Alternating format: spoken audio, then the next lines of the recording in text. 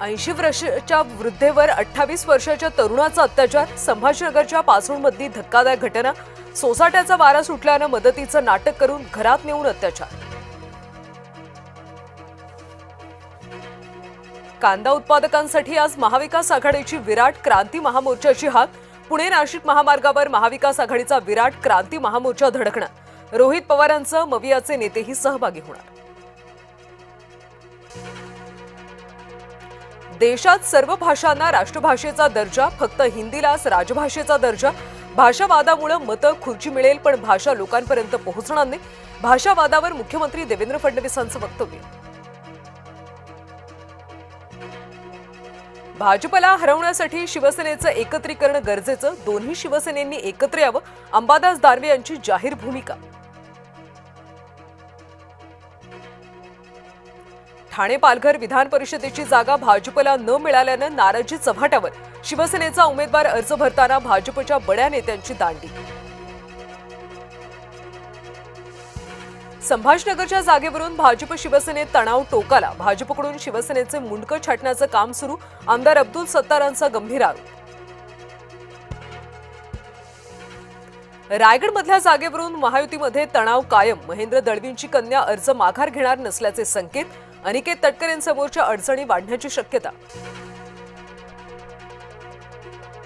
अहिल्यानगरमधल्या उद्यानात मुस्लिम महिलांचं नमाज पठण. नमाज पठणामुळे हिंदुत्ववादी कार्यकर्ते आक्रमक. हिंदुत्ववाद्यांकडून उद्यानामध्ये हनुमान चालीसा पठण. आरक्षणाचे वाद सोडवण्यासाठी उपवर्गीकरण आवश्यक. मनोज जरांगे यांच्या उपोषण समाप्तीनंतर आरक्षण अभ्यासक बोलले. अनिल अंबानींना मोठा धक्का. रिलायन्स कम्युनिकेशनचे माजी एमडी अटकेत. अमिताभ झुंझुनवाला यांना सीबीआयकडून अटक.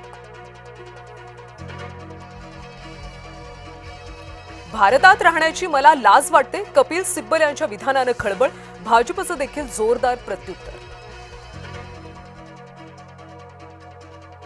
कॉक्रोच जनता पार्टीचे अभिजित दिपके भारतात येणार. 6 जून रोजी दिल्लीमध्ये मोठ्या आंदोलनाची हाक. नीट फेरपरीक्षा पारंपरिक पद्धतीनं संगणक आधारित चाचणीची मागणी सर्वोच्च न्यायालयानं फेटाळली.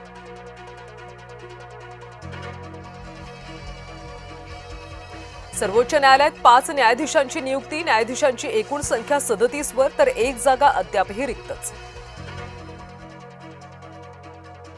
इराणच्या लष्करी तळांवर अमेरिकेचे पुन्हा बॉम्ब हल्ले. गेरुक शहर आणि केशम बेट हल्ल्याचं लक्ष, तर इराणचे कुवेतवर ड्रोन आणि क्षेपणास्त्र हल्ले. जागतिक महायुद्धाची ठिणगी. इराणकडून होर्मुझ जलमार्ग रोखण्याची पुन्हा धमकी. शस्त्रसंधीवरून तणाव निवळला. ट्रम्प यांची नेतन्याहू यांच्याशी चर्चा.